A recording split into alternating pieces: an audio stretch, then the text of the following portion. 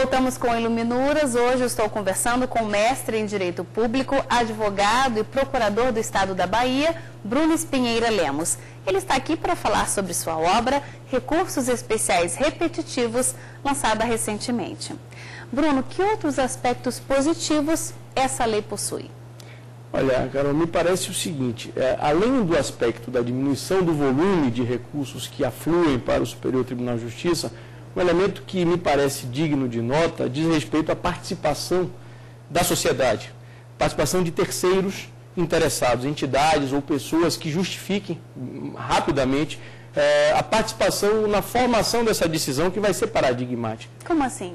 Que, na verdade, o próprio relator do processo ele poderá, eventualmente, intimar entidades representativas que ele entenda que possa ter interesse na solução desse litígio, que vai refletir na sociedade, que vai ter aplicação, como se diz, erga omnes, contra todos, em favor de todos.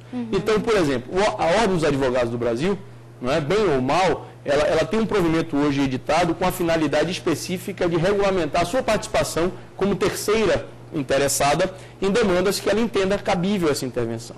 E como tal, na matéria, por exemplo, recente julgada com relação aos juros bancários, o IDEC, que é o Instituto de Defesa do Consumidor, assim como a própria FEBRABAN, do outro lado da moeda, participaram desse julgamento como amicis curiae, ou seja, amigos do juízo ou auxiliares, aqueles que poderiam trazer elementos para melhor solucionar a demanda. E por que isso é importante? Porque tem que se ter em mente que os recursos especiais, por mais que tutelem de forma imediata um interesse individual de quem subjetivamente recorre, do ponto de vista da sistemática constitucional, o recurso especial visa uniformizar um entendimento em todo um país. Então, na verdade, de modo imediato, o interesse é do direito objetivo, não é da parte. Isso não pode prejudicar outros processos, outras pessoas? Por esse motivo é que é importante essa participação de um número maior de entidades ou pessoas interessadas. Por quê? Porque essa dialética formada faz com que uma decisão seja mais segura e seja mais legítima do ponto de vista nacional.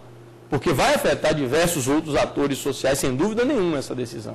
Ela é emblemática para o resto da nação. Então, essa participação desses terceiros tem uma importância única, não é? Com relação à sistemática, para, inclusive, validá-la e legitimá-la.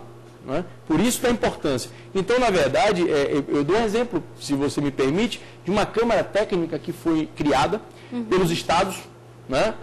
As unidades federadas, os estados e o Distrito Federal, está vinculado ao Colégio Nacional de Procuradores Gerais, que tem a finalidade de uniformizar o entendimento. Imagine que um processo que foi escolhido como emblemático de um recurso repetitivo do Estado da Bahia, ele, de algum modo, ao ser julgado, vai refletir no Estado do Rio Grande do Norte, do Rio Grande do Sul, Rio de Janeiro, São Paulo. Hoje há uma Câmara que trabalha em coordenação para não haver uma torre de Babel, cada Estado dizendo alguma coisa.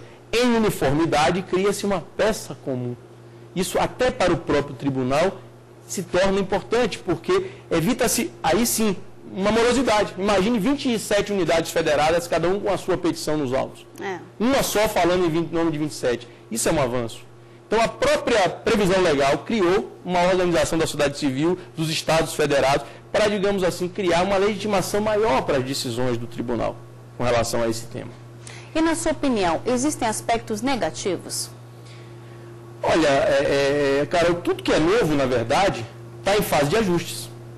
Eu diria que, do ponto de vista, se fôssemos aquilatar os prós e contras, os prós, eles superam a saciedade. Agora, é evidente que temos que ter muito cuidado no momento em que, por exemplo, afetamos um recurso como paradigmático e a certeza de que se trata realmente de uma questão que vai ser decidida sob aqueles moldes. Isso é, para mim, essencial ser observado. Passado isso, observado e aquilatado que aquele recurso paradigmático se adequa à circunstância, só vejo o avanço. É claro que a lei não fala, por exemplo, e se acontecer um caso como esse? O que faz aquele que se sente prejudicado? Não há na norma um recurso cabível. Agora, me parece que se houver essa afetação em sede de Superior Tribunal de Justiça, a parte insatisfeita deve aforar ou interpor o agravo interno, que assim se denomina. Se for na origem o óbice, ou melhor, o processo pelo Tribunal de Origem obstado, cabe uma reclamação para a preservação da competência do STJ. Essa é uma opinião pessoal que não está em norma, não está em lugar nenhum, é uma defesa pessoal, enquanto pretenso doutrinador que se expõe a escrever um livro no começo, ou seja, de um tema que ainda não se foi abordado, com os erros e acertos naturais, né, dessa abordagem. Mas, enfim, me parece que os avanços e as possibilidades futuras de ganho para a sociedade são sobrelevadamente maiores do que os prejuízos. Bruno, olha, muito obrigada pela sua presença e parabéns pela obra. Eu agradeço a oportunidade, estou sempre à disposição para tratar de qualquer tema que deixe claro para a cidadania questões importantes do direito como essa que me parece abordada. Muito obrigada. E agora você fica sabendo quais são os lançamentos, quais são os livros que acabaram de chegar às livrarias.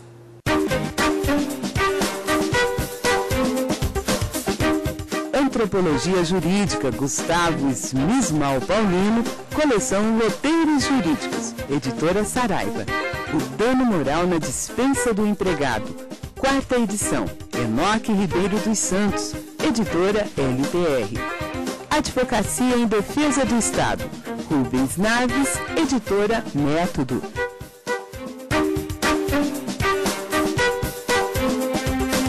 Nossa dica de leitura de hoje é o livro Processo Penal, de Walter Kenji Ishida. Essa obra traz um estudo doutrinário da matéria processual penal. Ela contém a matéria completa do Código de Processo Penal e da Lei de Execuções Penais. De uma forma sucinta, mais completa, o autor aborda todas as modificações ocorridas, inclusive a recente reforma processual penal de 2008, falando sobre temas como o uso de algemas e a inviolabilidade do escritório do advogado. Então fica aí a nossa dica de leitura de hoje. Livro Processo Penal, de Walter Kenji Ishida, é da editora Atlas. E você vai ver no próximo bloco. No Ex Libris de hoje, vamos conhecer os livros preferidos do advogado e conselheiro da OAB do Distrito Federal, Felipe Zanquete Magalhães.